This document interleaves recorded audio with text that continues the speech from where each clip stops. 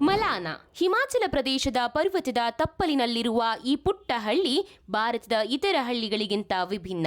ಹಲವು ದಶಕಗಳ ಕಾಲ ಈ ಹಳ್ಳಿ ಹೊರ ಜಗತ್ತಿನಿಂದ ದೂರವೇ ಉಳಿದಿತ್ತು. ತಾವು ಅಲೆಕ್ಸಾಂಡರ್ನ ಸೇನೆಯಲ್ಲಿದ್ದ ಸೈನಿಕರ ವಂಶಕ್ಕೆ ಸೇರಿದವರೆಂದು ನಂಬುವ ಮಲಾನ ಹಳ್ಳಿಯ ಜನ ತಾವು ಇತರ ಭಾರತೀಯರಿಗಿಂತ ಉಚ್ಚ ಜನಾಂಗಕ್ಕೆ ಸೇರಿದವರೆಂದು ಹೇಳಿಕೊಳ್ಳುತ್ತಾರೆ. ಹೀಗಾಗಿಯೇ ತಮ್ಮ ಹಳ್ಳಿಗೆ ಭೇಟಿ ನೀಡುವ ವಿದೇಶಿಯರಿಗೆ ರಾಜಾತಿಥ್ಯ ನೀಡಿದ್ರೆ ಭಾರತೀಯರನ್ನ ಕೀಳಾಗಿ ಕಾಣ್ತಾರೆ. ಇಲ್ಲಿಗೆ ಭೇಟಿ ನೀಡುವ ಪ್ರವಾಸಿಗರು ಈ ಹಳ್ಳಿಯಲ್ಲಿರುವ ಮನೆಗಳನ್ನಾಗಲಿ ವಸ್ತುಗಳನ್ನಾಗಲಿ ಅಥವಾ ಹಳ್ಳಿಯವರನ್ನಾಗಲಿ ಮುಟ್ಟುವ ಹಾಗಿಲ್ಲ.